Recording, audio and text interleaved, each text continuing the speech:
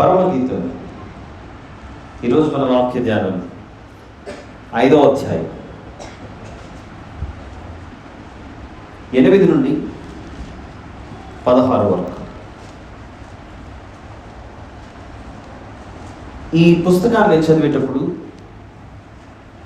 మిగిలిన పుస్తకాల విషయంలో ఒక చోట ఏదైనా చదివేటప్పుడు ప్రభువును గూర్చిన ప్రవచనం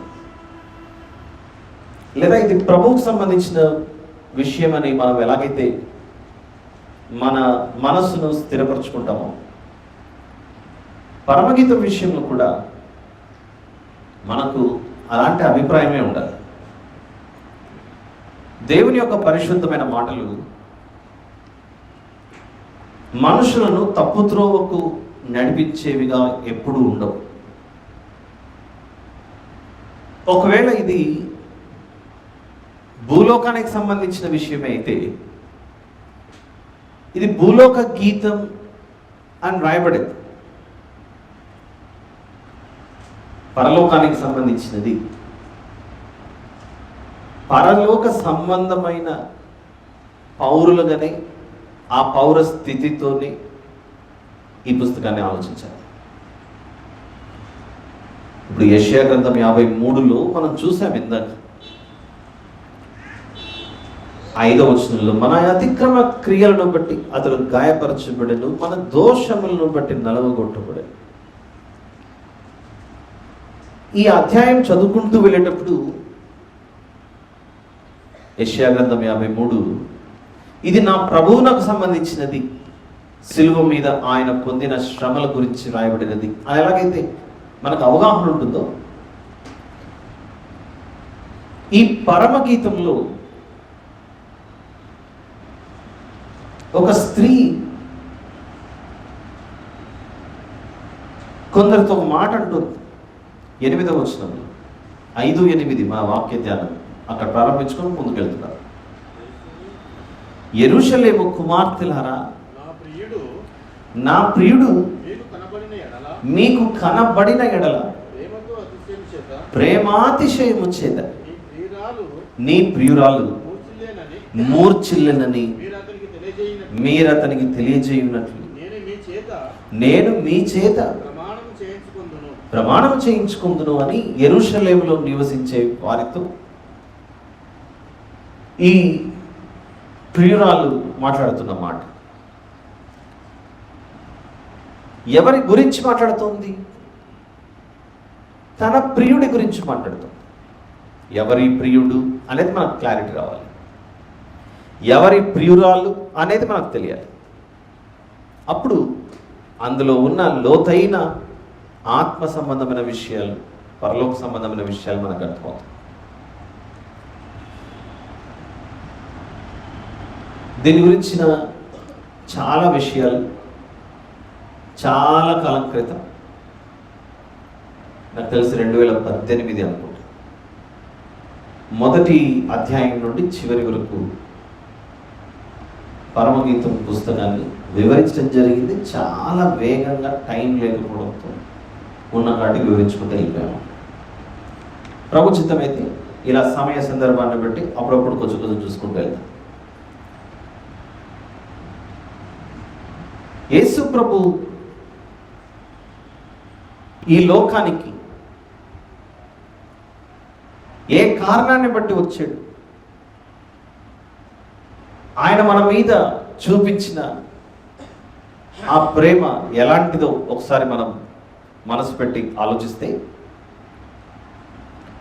భూమి మీద ఉన్న మనుషుల కొరకు ఆయన చివరి రక్తపు బొట్టు వరకు కార్చాడు. తన రక్తం ఇచ్చి సంపాదించిన ఈ లోకంలో తన వారిని ఒక పేరుతో పిలిచాడు, దానిని సంఘం అని పిలిచాడు. అందుకే అపోస్తలుల కార్యములు 20వ అధ్యాయంలో, అపోస్తలుల కార్యములు 20వ అధ్యాయంలో 28వ వచనంలో దేవుడు అని రాసి క్రింద ఫుట్ నోట్లో ప్రభువు తన స్వరక్తం ఇచ్చి సంపాదించిన తన సంఘం దేనిని సంపాదించాడట మన ప్రభు? రక్తమిచ్చి ఈ సంఘాన్ని సంపాదించాడు. ఈ స్వరక్తం ఇచ్చి, వేరే కోడల రక్తం కానీ, మేకల రక్తం కానీ, గొర్రెల రక్తం కానీ, వాటినిచ్చి ఈ సంఘాన్ని సంపాదించలేదు. తన రక్తాన్ని ఇచ్చి సంపాదించాడు. ఎవరైనా ఒకరి కొరకు తన చివరి రక్తపు బొట్టు వరకు రక్తాన్ని దారపోస్తున్నారంటే, దారపోయబడుచున్న ఎవరి కొరకైతే అది దారపోయబడిందో వారు ఈ ప్రాణాన్ని దారపోస్తున్న వ్యక్తికి ఎంత ముఖ్యులై ఉంటే రక్తం కార్చిండాలి. అది చివరి వరకు. దీని వెనుకల కనబడుతున్నదే కొరింథీయులకు రాసిన మొదటి పత్రిక 13వ అధ్యాయంలో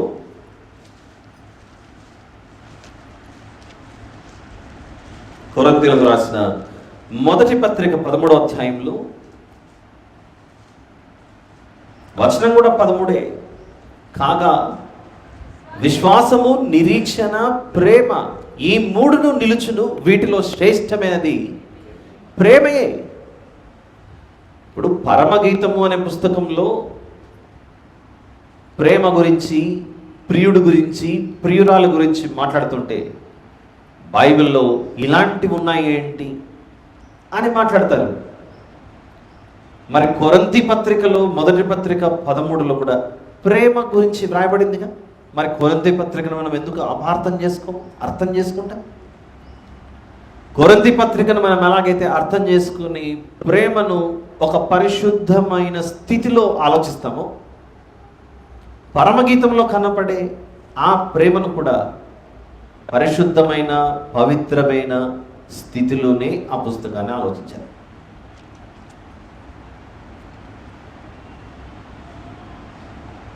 యేసు ప్రభు సంఘమును గురించి మాట్లాడుతూ ఎఫెసీ పత్రిక 5వ అధ్యాయంలో పరిశుద్ధాత్మ దేవుని ప్రేరణ చేత వ్రాయబడిన ఈ పత్రికలో 5వ అధ్యాయంలో 30వ వచనం నుండి చూద్దాం. తన శరీరమును ద్వేషించిన వాడెవడను లేడు, కానీ ప్రతి వాడును దానిని పోషించి సంరక్షించుకొనును. మనము క్రీస్తు శరీరమునకు అవయవములమై ఉన్నాం గనుక అలాగే క్రీస్తు కూడా సంఘమును పోషించి సంరక్షించుచున్నాడు. ఈ హేతువు చేత పురుషుడు తన తండ్రిని తల్లిని విడిచి తన భార్యను హత్తుకొనును, వారిద్దరును ఏక శరీరమగుదురు. ఈ మర్మము గొప్పది. అయితే నేను క్రీస్తును గురించి, సంఘమును గురించి చెప్పుచున్నాను. ఈ పత్రికలో, ఈ అధ్యాయంలో భార్యాభర్తల ప్రేమానుబంధం గురించి, వారు ఎలా నివసించాలి, వారి కుటుంబాన్ని ఎలా ముందుకు వెళ్ళాలి అనే సందర్భాన్ని ఎఫెసీ పత్రిక 5లో పౌలు గారు ప్రస్తావిస్తూ తెలియజేస్తూ, మీకు ఈ విషయం చెప్తున్నాను కానీ ఈ మర్మం గొప్పది. మీరు అర్థం చేసుకోవాల్సినది ప్రభువుకు సంఘానికి ఉన్న ఆ ప్రేమానుబంధాన్ని మీరు అర్థం చేసుకోవాలి. సంఘం అనే తన భార్య కొరకు తన స్వరక్తం ఇచ్చాడట ఈ ప్రభు, మనం సేవించుచున్న ప్రభు. స్వరక్తం ఇచ్చి సంపాదించిన సంఘం అని అపోస్తలుల కార్యములు 20వ అధ్యాయంలో చూశాం. ఎఫెసీ పత్రిక వచ్చిన తర్వాత సంఘము ఒక వధువుగా, ప్రభు ఒక వరుడుగా అలా కనపడుతున్నాడు ఎఫెసీ పత్రికలో. ఈ పవిత్రమైన ఈ బంధంలో ఈ లోకానికి ప్రభువు ఎలా కనబడాలి అని ఆలోచిస్తే, ఒకవేళ పద్యభాగ రూపంలో మనం ఒకసారి ఆలోచిస్తే, రాణిగారిపై రాజుగారికి ఉన్న ప్రేమ తప్ప చెప్పండి. యేసు ప్రభు రాజులకు రాజు, ప్రభువులకు ప్రభు. ఆ రాజులకు రాజు ప్రభు అయితే ఆ ప్రభు స్వరక్తం ఇచ్చి సంఘాన్ని కాపాడుకుంటే, ఆ రాజులకు రాజు, రాణిగారు ఎవరు? ఇప్పుడు సంఘం.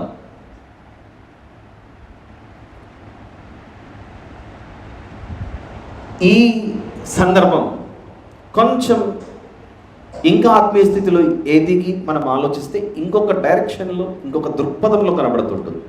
అదే గొర్రెల మందపై గొర్రెల కాపరికి ఉన్న ప్రేమ. ఇది అనిపించట్లేదా చెప్పండి? మంచి గొర్రెల కాపరి, good shepherd loves his sheep. Yesu ప్రభు గురించి ఆలోచిస్తే రకరకాల దృక్పథంలో కనబడుతున్నాడు. సంఘము అనే భార్యకు ప్రభు భర్తగా పరిగణించబడుతున్నాడు. అది ఒక పవిత్రమైన బంధం. అది ఎఫెసీ పత్రిక. ఎవరెవరు దీన్ని సమ్మతిస్తారు? ఎఫెసీ పత్రిక 5వ అధ్యాయంలో ఉన్న భార్యాభర్తల సంబంధం చూపిస్తూ మీరు సంఘమును ప్రభువును అర్థం చేసుకోవాలి అన్న విషయం చాలా స్పష్టంగా అర్థమవుతుంది కదా.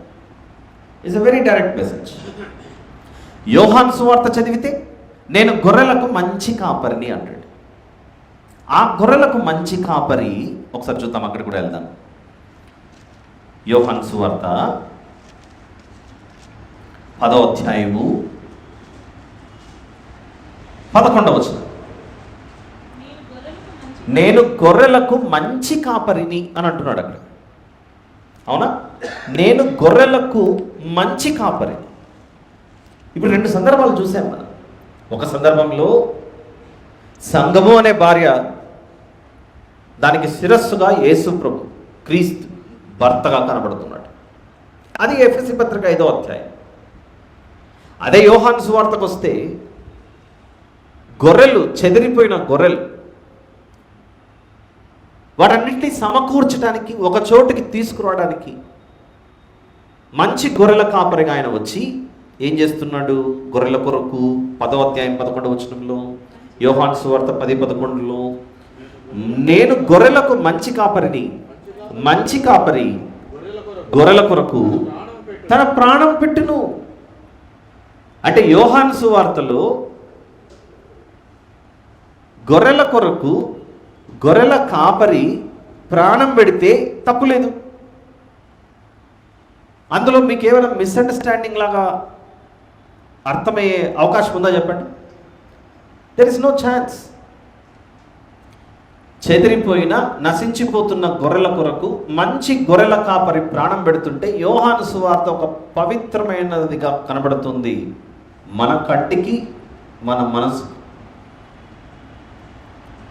ఎఫెసీ పత్రిక 5వ అధ్యాయంలో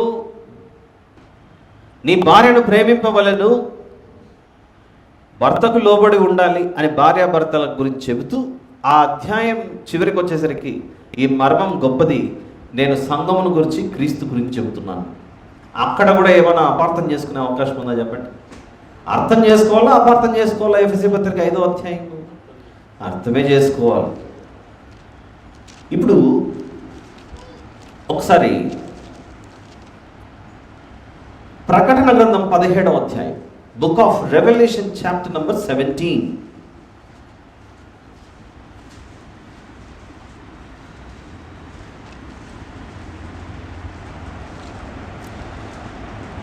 వచనం ఇప్పుడే చెప్పను, అలానే ఉంచి ఒక్కసారి యోహాను సువార్త 1వ అధ్యాయంకి వెళ్ళేసి మళ్ళీ ఇక్కడికి వద్దాం. దాన్ని అలానే ఉంచండి. ప్రకటన గ్రంథం 17వ అధ్యాయం అలానే ఉంచి బుక్ ఆఫ్ రెవల్యూషన్ చాప్టర్ 17 మీరు క్లోజ్ చేయకండి. ఇప్పుడు యోహాను సువార్త 1వ అధ్యాయం 29వ వచనం చూద్దాం. యోహాను సువార్త 1వ అధ్యాయం 29. మరునాడు యోహాను యేసు తన యొద్దకు రాగా చూచి, ఇదిగో లోక పాపమును మోసుకొని పోవు దేవుని గొర్రెపిల్ల. యేసు ప్రభును చూచి యోహాను గారు ఏమంటున్నారు? మీరు ఈయనను మనిషిగా చూస్తున్నారేమో, లోక పాపాన్ని మోసుకొని పోయే దేవుని గొర్రెపిల్ల ఈయనే అని చూపిస్తున్నాడు ప్రజలకు. యోహాను గారు, బాప్తిస్మ ఇచ్చే యోహాను గారు యేసు ప్రభుని చూపిస్తూ ఇదిగో దేవుని గొర్రెపిల్ల అంటున్నాడు. అంటే ఇప్పుడు దేవుని గొర్రెపిల్ల ఎవరు? భూమి మీదికి మరియమ్మ తల్లి గర్భాన ప్రవేశించి భూమి మీదికి వచ్చిన యేసు ప్రభు. ఇప్పుడు ప్రకటన గ్రంథం 17, బుక్ ఆఫ్ రెవల్యూషన్ చాప్టర్ 17 14వ వచనంలో ప్రకటన గ్రంథం 17వ అధ్యాయం 14. వీరు గొర్రెపిల్లతో యుద్ధం చేతురు కానీ గొర్రెపిల్ల ప్రభువులకు ప్రభువును రాజులకు రాజునై ఉన్నందునన్ను. చాలు. గొర్రెపిల్ల ఏమై ఉన్నాడట? ప్రభువులకు ప్రభువు, రాజులకు రాజు. The Lamb is the Lord of Lords and the King of Kings. గొర్రెపిల్ల అనే మన ప్రభు, ప్రభువులకు ప్రభువు, రాజులకు రాజు అయ్యాడు. సాధారణంగా ప్రభుత్వాలు ఏర్పాటు చేయబడిన తర్వాత ఈ ప్రభుత్వాలు ఎవరిని సంరక్షించే పనిలో ఉంటారు? ప్రజలకు అవసరమైనవన్నీ ఏర్పాటు చేసి ప్రజలను సంరక్షించే పని, ప్రజలను పోషించే పని. ఇప్పుడు మన గవర్నమెంట్స్ ఉన్నాయండి, 5 ఏళ్ళకు ఒకసారి ఎలక్షన్స్ మన దేశంలో. వారి ఎన్నిక అయిన తర్వాత ప్రజల యొక్క సంరక్షణ, ప్రజల యొక్క పోషణ, వారి సౌకర్యాలు, వారి భద్రత అన్నీ చేపడుతుంటారు ప్రభుత్వాలు. ప్రభుత్వాన్ని పరిపాలిస్తున్న వారు మంత్రులు, అధికారులను పిలుస్తున్న ప్రభుత్వంలో ప్రభువులు ఉంటారు, భూ సంబంధమైన వారు.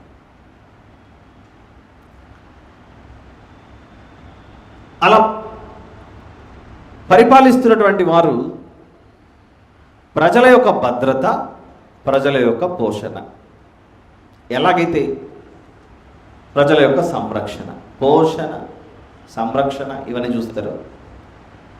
యేసు ప్రభు ప్రభువులకు ప్రభువుగా ఉండి ఎవరిని రక్షించడానికి వచ్చాడు? దేవుడు లోకమును ఎంతో ప్రేమించెను కాగా తన అద్వితీయ కుమారునిగా పుట్టిన వాని యందు విశ్వాసం ఉంచు ప్రతి వాడును నశింపక నిత్య జీవం పొందినట్లు ఆయనను మనకు అనుగ్రహించాడు. ప్రభువు ప్రజలను రక్షించుటకు వచ్చాడు. ఇదేమన్నా అపార్థం చేసుకుని మిస్అండర్స్టాండ్ చేసుకోవడానికి ఏమైనా అవకాశం ఉందా? నో.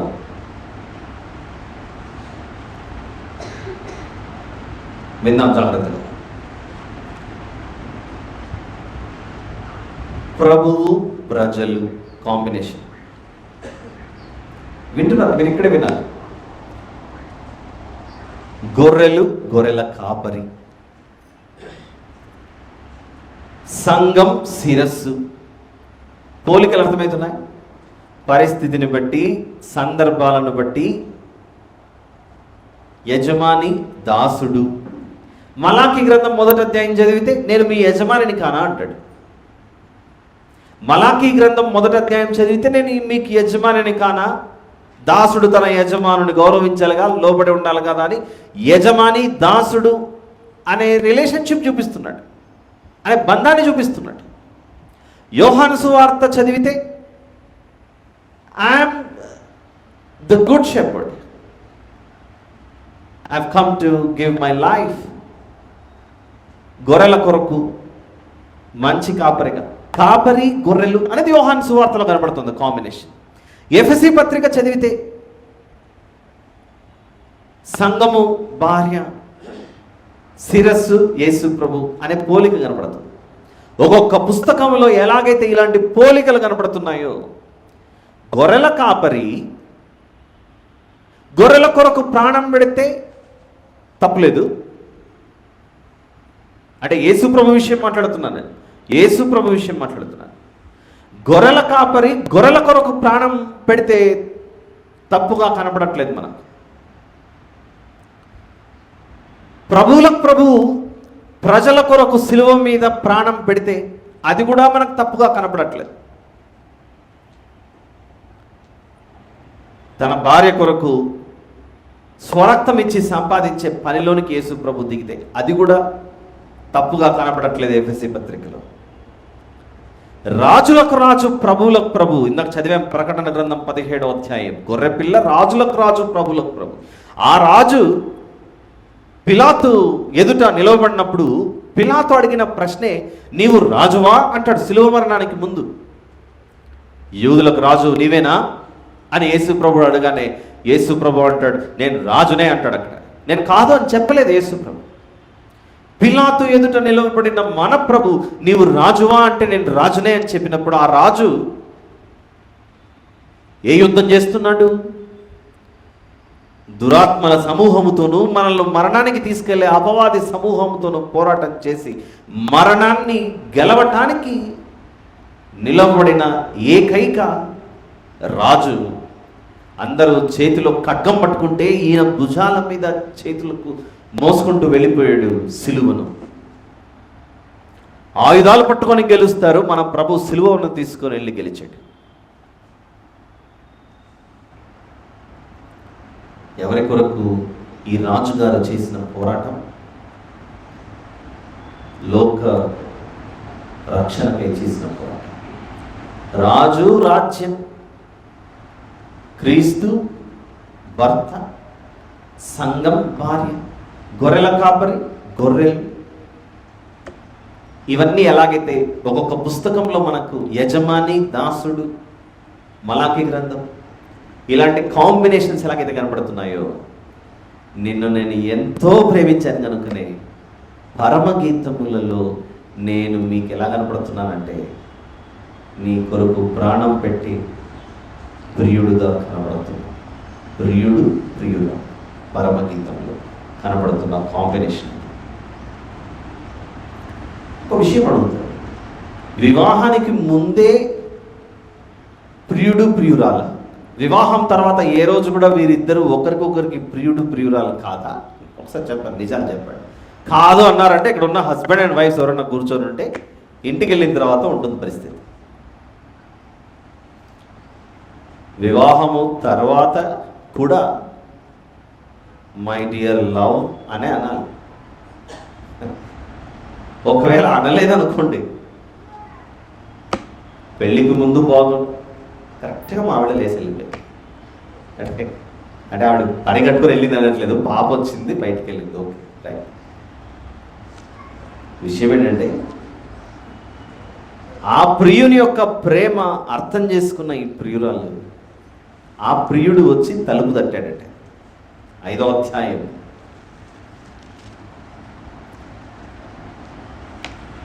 పరమగీతం. మనకు అండర్స్టాండింగ్లో ప్రాబ్లం. ఇక్కడ ప్రియుడు ప్రియురాలని ఉంది కదా, వివాహము కానప్పుడు మాత్రమే ఉన్న స్థితి అని అనుకుంటే పొరపాటు. ఈ భూమి మీద ఉన్న మనుషులు ఎల్లప్పుడూ దేవునికి అంటుకట్టబడిన వారే. మన స్వరూపమందు మన పోలిక చొప్పున నరులను చేయుదుము అని చేసుకున్నాడు దేవుడు మనల్ని. అసలు ఏం జరుగుతుంది ఇక్కడ? పరమగీతము 5వ అధ్యాయము 6వ వచనంలో ఒక ఇన్సిడెంట్ జరుగుతుంది, ఒక సంఘటన. ఏముంటుందంటే, నా ప్రియునికి నేను తలుపు తీయునంతలో అతడు వెళ్ళిపోయాను.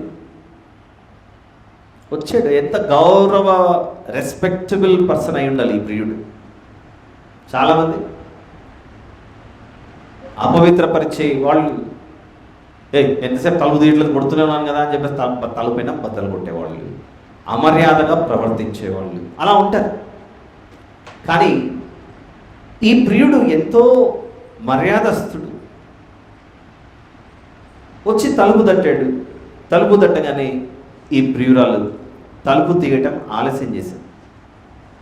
తలుపు తీయటం ఆలస్యం చేయగానే ఈవిడ ఎందుకో నాకు తలుపు తీయట్లేదు, నేను వెళ్ళిపోదాంలే అని వెళ్ళిపోయాడు. అక్కడ పరమగీతం 5:6 అలానే కనబడుతుంది. నా తెలుగు బైబిల్లోనే అలా ఉందా? మీ బైబిల్లో కూడా అలా ఉందా? మీ బైబిల్లో కూడా ఉంది. నా ప్రియునికి నేను తలుపు తీయునంతలో అతడు వెళ్ళిపోయాను.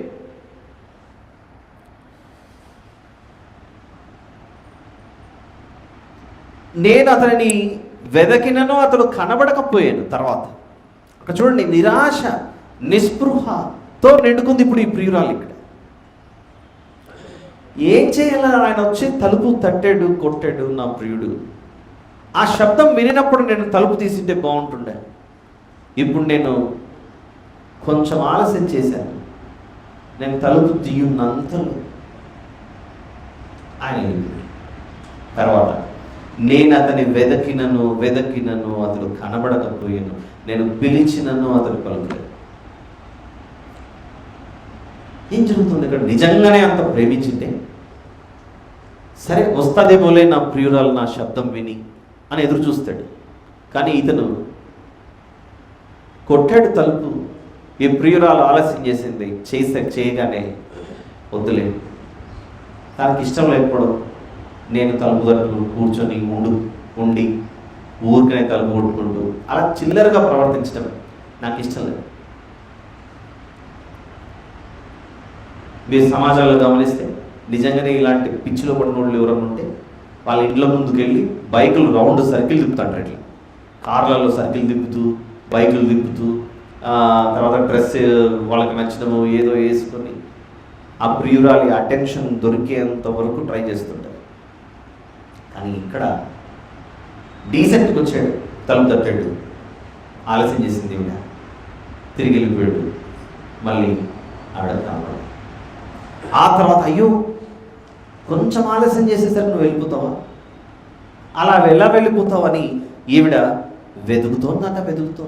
నేను అతన్ని వెదకినను అతడు కనబడకపోయినను, నేను పిలిచినను అతడు పలకలేదు. ఎక్కడున్నావు నువ్వు, వేర్ ఆర్ యు అని పిలుస్తున్నా, పలకలేదు. అలాంటిది ఏదైనా జరిగిందా అని చూస్తే యోహాను సువార్త 1వ అధ్యాయంలో యేసు ప్రభు అనే పెండ్లి కుమారుడు, ఈ ప్రియుడు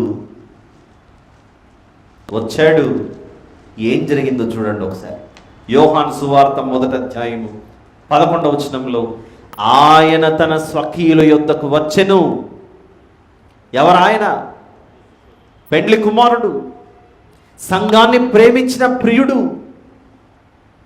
సంఘం కొరకు ప్రాణం పెట్టాలన్న ఆశతో తన మరణ శాసనాన్ని ఆయనే రాసుకొని వచ్చినటువంటి ఆయన తన స్వకీయుల యొద్దకు రాగా ఆ స్వకీయులు ఆయనను అంగీకరించలేదు. అది యోహాను సువార్త 1వ అధ్యాయం. వచ్చాడు ప్రతి సొంత ప్రజ వద్దకు వచ్చి, నేనే మీ మెస్సియను, నేనే మీ రక్షకుని అని చెప్పాడు. చెప్పినప్పుడు వారు ఆయనను అంగీకరించలేదు. అది gospel of John chapter number 1, యోహాను సువార్త 1వ అధ్యాయం పరిస్థితి. ఆ తర్వాత యోహాను సువార్త అయిపోయింది. ఆయన మరణ సమాధి పునరుత్థానములు జరిగాయి. ఆయన ఆకాశానికి ఆరోహణమైపోయాడు, ఇక లేడు భూమి మీద. ఆయన వెళ్ళిపోయిన తర్వాత ఎవరైతే ఆయనను అంగీకరించలేదో, యోహాను సువార్త మొదట్లో ఎవరు అంగీకరించలేదు? స్వకీయులు అంగీకరించలేదు. అదే స్వకీయులు కొంచెం సమయం దాటిన తర్వాత అపోస్తల కార్యములు 2వ అధ్యాయానికి వద్దాం. Gospel of John chapter book of Acts, యోహాను సువార్త 1వ అధ్యాయంలో ఆయన వచ్చి వారికి కనబడి పిలిచినప్పుడు ఆ స్వకీయులు ఆయన వద్దకు రాలేదు, ఆలస్యం చేశారు. అపోస్తలుల కార్యములు 2వ అధ్యాయంలో 14వ వచనంలో అయితే పేతురు ఆ 11 కూడా లేచి నిలిచి బిగ్గరగా వారితో ఇట్లనెను, యూదయ మనుషులారా, యెరూషలేములో కాపురమున్న సమస్త జనులారా, ఇది మీకు తెలియగాక. పేతురు గారు ప్రారంభించారు. ఎవరి గురించి చెప్పడానికి? ఈ స్వకీయులను ప్రేమించి వచ్చిన ప్రభువు గురించి చెప్తున్నారు పేతురు గారు. ఈ స్వకీయులను ప్రేమించి వచ్చిన ఆ ప్రభువు గురించి పేతురు గారు మిగిలిన 11 మంది శిష్యులతో లేచి నిలబడి, ఇదిగో మిమ్మల్ని ఆయన ఎంత ప్రేమించాడో మీకు అర్థమైందా? ఒక్కసారన్నా అర్థం చేసుకున్నారా? ఆయన నిశ్చయముగా మీ వ్యసనములను భరించలేదా? మీ రోగములు ఆయన మోయలేదా? అలాంటి మంచి వ్యక్తికి మీరు చేసినది ఏంటి అని చెప్పినప్పుడు అదే స్వకీయులు అపోస్తలుల కార్యం 2వ అధ్యాయంలో ఎలా స్పందించారో చూడండి. 37వ వచనం, వర్స్ నెంబర్ 37. వారు ఈ మాట విని హృదయంలో నొచ్చుకుని, సహోదరులారా మేమేమి చేతుమని పేతురును కడమ అపోస్తలులను అడిగారు. ఎప్పుడు అడిగారు వీళ్ళు? ఆయన శరీరధారిగా అందుబాటులో ఉన్నప్పుడు రాలేదు దగ్గరికి. ఎప్పుడైతే ఆయన మృతుల్లో నుండి తిరిగి లేచి వెళ్ళిపోయాడో అప్పుడు ఎవరిని వెతుకుతున్నారు ఇప్పుడు వీరందరూ? పేతురు గారి దగ్గరికి వచ్చి, మేము ఎవరినైతే పోగొట్టుకున్నామో, ఎవరినైతే కోల్పోయామో ఆయనను మేము మళ్ళీ తిరిగి పొందుకోవాలంటే ఏం చేయాలి? అదే అడుగుతున్నారు ఇక్కడ. వారు ఈ మాట విని, ఏ మాట? 36వ వచనంలో, మీరు సిలువ వేసిన ఈ యేసుని దేవుడు ప్రభువుగాను క్రీస్తుగాను నియమించారు. ఇది ఇశ్రాయేలు వంశమంతయు. ఎవరు? ఇశ్రాయేలు వంశమంతా. ఎవరు ఇశ్రాయేలు వంశము? యోహాను సువార్తలు 1వ అధ్యాయంలో స్వకీయులు. అక్కడ ఉండే స్వకీయులే ఇక్కడ 36వ వచనంలో కనబడుతున్న ఇశ్రాయేలీయుల వంశం. ఈ ఇశ్రాయేలుల వంశం వద్దకు ఆయన వచ్చాడు, స్వకీయుల వద్దకు. అప్పుడు తలుపు తీయలేదు, ఆలస్యం చేశారు. వారు ఆలస్యం చేయగా ప్రియుడు వెళ్ళిపోయాడు. ఆ తర్వాత ఆయన వెళ్ళిపోయిన తర్వాత వెతుకుచున్నారు. మీరు సిలువ వేసిన యేసుని దేవుడు ప్రభువుగాను క్రీస్తుగాను నియమించారు. ఇది ఇశ్రాయేలు వంశమంతయు రూఢిగా తెలుసుకోవాలని చెప్పారు. వారు ఈ మాట విని హృదయంలో నొచ్చుకొని, సహోదరులారా మేమేమి చేతుమని పేతురును కడమ అపోస్తలులను అడగగా, ఇదిగో మళ్ళీ ద్వారం తెరుస్తున్నాడు, ఆయనను కనుగొనాలంటే మీరు ఈ విధంగా రండి అని ఒక మార్గం చూపిస్తున్నాడు పేతురు గారు. వచ్చేద్దామా పరమగీతము 5వ అధ్యాయంలోని ఒక వచనం వివరించుకోవడానికి ఎంత కష్టపడుతున్నాం చూసారా? పరమగీతము 5వ అధ్యాయము. వాస్తవానికి 5వ అధ్యాయము అని అంటున్నా నేను. మనం అధ్యాయము ధ్యానం చేయడానికి మాత్రమే. వాస్తవానికి అయితే ఇదంతా ఒకటే గీతం, స్టార్టింగ్ నుంచి ముగించుబడి వరకు, మొదటి అధ్యాయం నుండి చివరి వరకు. ఏముంది ఇక్కడ? 6వ వచనంలో, నా ప్రియునికి నేను తలుపు తీయునంతలో అతను వెళ్ళిపోయాను, అతని మాట వినుటతోనే నా ప్రాణము సొమ్మసిల్లను, నేను అతని వెదకినను అతడు కనబడకపోయాను, నేను పిలిచినను అతడు పలుకలేదు. ఈ ప్రాణం ఎందుకు సొమ్మసిల్లింది ఏంటి అనేది తర్వాత చూద్దాం. కనపడట్లేదు ఆయన. ఆ తర్వాత ఆయన వెతుకుచూ పోతుంటే, ఆయన గురించి మాట్లాడుతూ పోతుంటే, నా ప్రియుడిని మీరు చూసారు, నా ప్రియుడి గురించి వినండి, నా ప్రియుడు ఎంత గొప్పవాడు అని చెప్పుకుంటూ పోతుంది ప్రియురాలు దారి వెంబడి. అలా దారి వెంబడి పోతుంటే పట్టణంలో ఉన్న వాళ్ళు, కాపలా కాసేవాళ్ళు పిచ్చ కొట్టుడు కొడుతున్నారట ఈవిడని. చూడండి అక్కడ, పట్టణంలో తిరుగు కావలి వారు నాకు ఎదురుపడి నన్ను కొట్టి గాయపరిచింది. ఇదేంటి కొట్టి గాయపరచడం?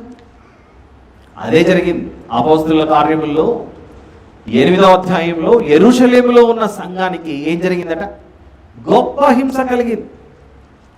అపోస్తలుల కార్యములో 8వ అధ్యాయంలో సంఘమును కొట్టారు. ఎవరు? వీరు ప్రియుని గురించి మాట్లాడుతుంటే అపోస్తలుల కార్యములు 8వ అధ్యాయం 1వ వచనంలో, ఆ కాలమందు యెరూషలేములోని సంఘమునకు గొప్ప హింస కలిగినందున అపోస్తలులు తప్ప అందరూ యూదయ సమరయ దేశంలో ఎందు చెదరిపోయారు. గాయాల పాలవుతూ, ఇన్ని దెబ్బలు తింటూ, ఇంకా ఈ ప్రియురాలు నాకు నా ప్రభువే కావాలి, మీరు నన్ను కొట్టినా పర్లేదు అనే మనసుకు వెళ్ళిపోయింది. ఏమిటి? అందరి దగ్గరికి వెళ్ళి, ఓ కుమార్తెలారా, యెరూషలేము కుమార్తెలారా, 8వ వచనం, ఏ 8? పరమగీతము 5:8. ఇదంతా పద్యభాగ రూపంలో ఉంది. పద్యభాగాన్ని పద్యభాగ రూపంలోనే అర్థం చేసుకోవాలి. మొన్న ఎప్పుడు సడన్గా మా ఇంట్లో నాకు ఒక పద్యం గుర్తొచ్చింది. చిన్నప్పుడు ఎప్పుడు నేర్చుకున్నాను. చందమామ రావే, జాబిలి రావే, కొండెక్కి రావే, ఏ పూలు? బంతి పూలు ఏదో అంట. చందమామ ఎట్లా వస్తుంది, కొండెక్కాయలు వస్తుంది, బంతి పూలు ఎట్లా పట్టుకొస్తుంది అంటే దాని భావం వేరు. అది వెన్నెల రూపంలో అది వస్తుంటే, ఉదయం అయితేనే బంతి పూలన్నీ భూమి మీద విచ్చుకోవటం, ఈ రాత్రి కొద్దిసేపు ఎదురు చూస్తే ఈ వెన్నెల వెలుతురులో ఆ మొక్కలు అలా వికసించి ఉదయానికి బంతి పూలు సిద్ధంగా ఉంటాయి. అలాంటి ఒక అర్థాన్ని వివరించడానికి అది రాసినటువంటి భాషా ప్రయోగం ఎలాగైతే ఉందో, పరమగీతంలో కూడా ఉపయోగించిన ఈ భాషా ప్రయోగం. మనుషులైనా పద్యాలు రాయగలిగేది, దేవుడు రాయలేడా? మరి దేవుడు ఎందుకు అపార్థం చేసుకోవాలి మనం? దేవుడు పోయట్రీ పెట్టాడు కనుక మనిషి పోయట్ అయ్యాడు. దేవుడే పోయట్రీ పెట్టకపోతే మనిషి పోయట్ ఎలా అవుతాడు? అదొక సబ్జెక్ట్ ఉంది, అదొక కాన్సెప్ట్ ఉందన్న విషయం అర్థమయ్యేది కాదు. ఇవి ఎలా రాయబడ్డాయి ఇక్కడ చూద్దామా? అందరి దగ్గరికి వెళ్ళినప్పుడు అప్పుడు 9వ వచనంలో మిగిలిన ఆ యెరూషలేములో ఉన్న వాళ్ళు, ఇదంతా ఆత్మ సంబంధమైన విషయం, పేతురు గారిని, మిగిలిన శిష్యులను, ప్రభువును వెంబడిస్తున్న వారిని అందరి దగ్గరకు వచ్చి, కాదయ్యా మీరు ఇన్ని దెబ్బలు తింటున్నారు, ఇన్ని చెరసాలలో పడి గాయాలు పాలవుతున్నారు, మిమ్మల్ని కొరడ దెబ్బలు కొడుతున్నారు, అన్ని దెబ్బలు తింటున్నా దెబ్బలు కూడా మీరు సహించట్లేదు, మీ ప్రభువే కావాలంటున్నారే, ఏమిటివి మీ ప్రభువులో ఉన్న ప్రత్యేకత? మన వాళ్ళు, మన పూర్వీకులు ఎంతమంది అగ్నిలో కాల్చబడలేదు చెప్పండి ప్రభువుని నమ్ముకున్నందుకు? ఎంతమంది చిత్రహింసకు గురవ్వాలని చెప్పండి? I have decided to follow Jesus, no turning back. English song very much. I have decided to follow Jesus, no turning back, no turning back. The cross before me, the world behind me. అనేది ఒక song. నా ముందు సిలువ, ప్రపంచం నా వెనుక. దీని వెనుకల స్టోరీ ఎవరో విన్నారో నాకు తెలియదు, కానీ ఇది ఇండియాలో నుంచి ప్రారంభమైనదే అని విన్నాను నేను. అస్సాం రాష్ట్రంలో ఒకనాడు చాలా కాలం క్రితం ఒకే ఒక కుటుంబం దేవుణ్ణి నమ్ముకుందట, యేసు ప్రభు. ఆ ఊరిలో ఉన్న వాళ్ళు ఎవరు నమ్ముకోలేదు ప్రభువుని. అప్పుడు మేమందరం ఈ దేవుని వెంబడిస్తుంటే నువ్వు మాత్రం ఆ ప్రభువుని వెంబడిస్తున్నావు, చూడు వెంటనే విడిచిపెట్టు, లేకపోతే నీ అంతు చూస్తామని బెదిరించారు. ఆ స్థానికంగా ఉండే అధికార యంత్రాంగం, ప్రాచీన ఒక ఇంచుమించు 200 సంవత్సరాల క్రితం, 300 సంవత్సరాలు, లేదంటే మీరు నన్ను బలవంత పెట్టకండి, నాకు నా ప్రభువే కావాలి అని ఈ ఇంటి పెద్ద ఆ మనిషి సమాధానం ఇచ్చాడు. చూడు ఆలోచించుకో, నీకు టైం ఇస్తున్నాం, ఒకవేళ ఈ ప్రభువును నువ్వు విడిచిపెట్టకపోతే నీకున్న 2 పిల్లలు మేము నీ కళ్ళెదురునే చంపేస్తామని బెదిరించిన, నా పిల్లలు పోయినా పర్లేదు, నేను మాత్రం ప్రభువును విడిచిపెట్టాను. అలా తన ఈ కళ్ళెదుటనే ఈ 2 పిల్లలను హతమార్చేశారు. ఆ తర్వాత మిగిలింది భార్య. చూడు ఆలోచించుకో, చివరి అవకాశం. నీ 2 పిల్లలు పోయారు.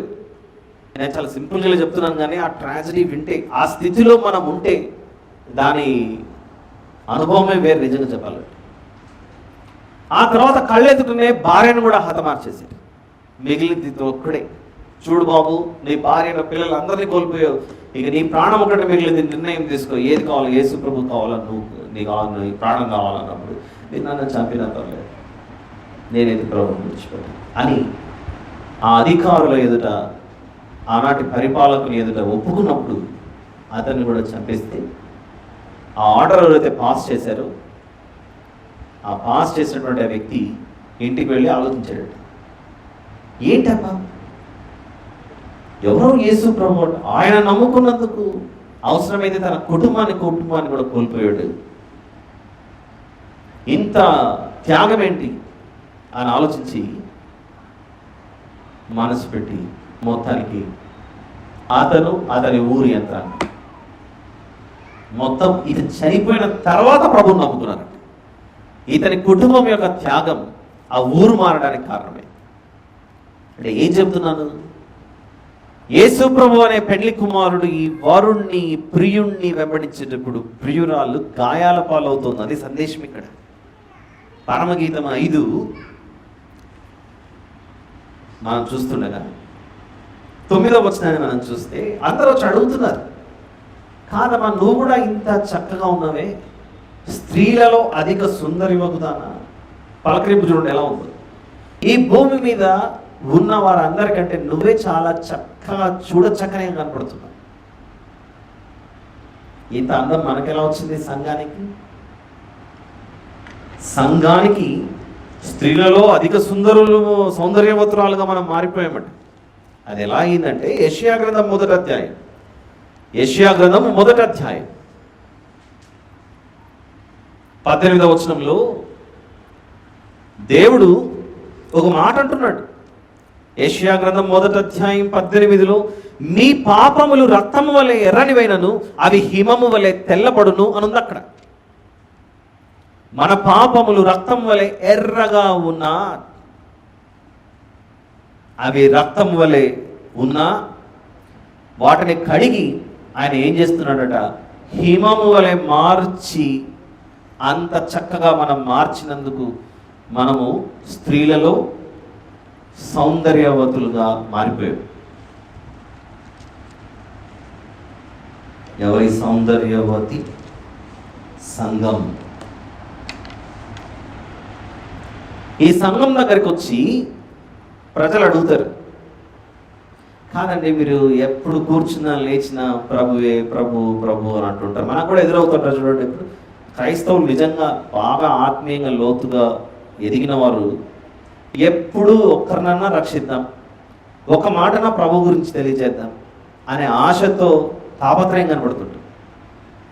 అలా మీరు పదే పదే చెప్తుంటే వినేవాడు ఏదో ఒక సందర్భంలో వచ్చి, కాదమ్మా నువ్వు కూర్చున్నా లేచినా ఎప్పుడు యేసుప్రభు యేసుప్రభు యేసుప్రభు అంటుంటావు, ఇళ్ళకేంటి అంత ప్రత్యేకత, యేసుప్రభులో ఏముందని మేము ఆయన వెంబడించాలి అని అడుగుతుంటారు.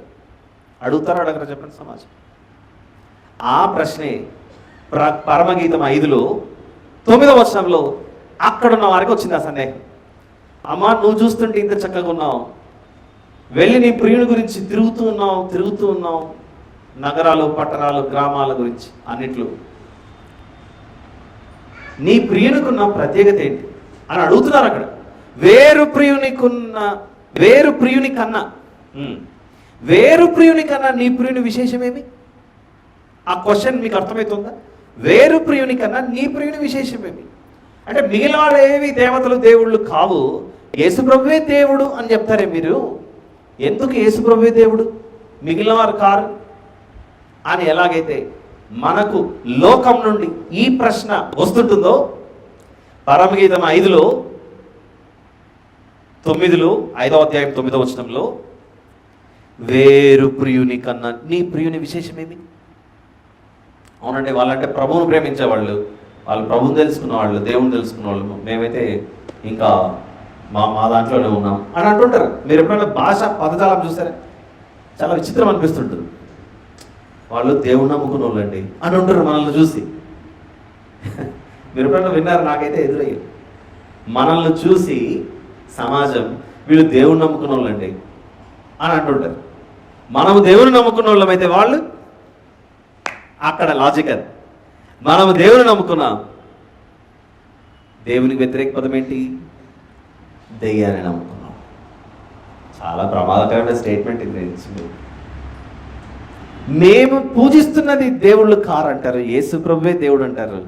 అంత స్పెషాలిటీ ఏంటయ్యా చెప్పు, ఏంటి మీ ప్రభువు ప్రత్యేకత అని నేడు సమాజంలో సంఘానికి ప్రభువుని నమ్ముకున్న వాళ్ళకి ఈ ప్రశ్న ఎలాగైతే ఎదురవుతుందో, పరమగీతం 5లో 9వ వచనంలో అక్కడ ఆ ప్రియురాలని మిగిలిన సమాజం ఇదే ప్రశ్న అడుగుతుంది. ఏంటా ప్రశ్న? వేరు ప్రియుని కన్నా నీ ప్రియుని విశేషమేమి? నీవు మా చేత ప్రమాణం చేయించుకుంటకు వేరు ప్రియుని కన్నా నీ ప్రియుని విశేషమేమి? ఏంటి నీ ప్రియుని యొక్క ప్రత్యేకత అంటే, అప్పుడు ఆ ప్రియురాలు ఓపుకుందా అని అడిగింది మిగిలిన వాళ్ళందరినీ. సరే నేను ఇంతవరకు తిరిగింది చాలు, కానీ మీకు ఓపుకుందా? నా ప్రియుడు ఎందుకు ప్రత్యేకమైన వాడు చెప్తాను వినండి, వినరే జనులారా అని అప్పుడు ఈ ప్రియురాలు ప్రారంభించింది. 10వ వచనం నుండి, నా ప్రియుడు ధవళవర్ణుడు, రత్నవర్ణుడు. టైం అయిపోయింది, దీన్ని వచ్చేవారని చెప్పి ప్రార్థన చేసుకుంటాం.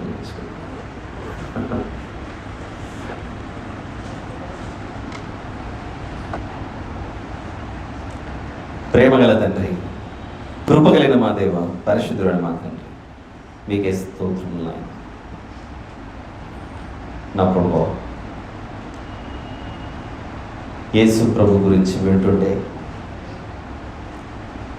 మేము ఎంత కోల్పోయాము ఆయనను సరిగా అర్థం చేసుకోక అనే పరిస్థితిలోకి వెళ్ళిపోయింది తండ్రి. మా జీవితం మమ్మల్ని క్షమించమని ప్రార్థిస్తున్నాం.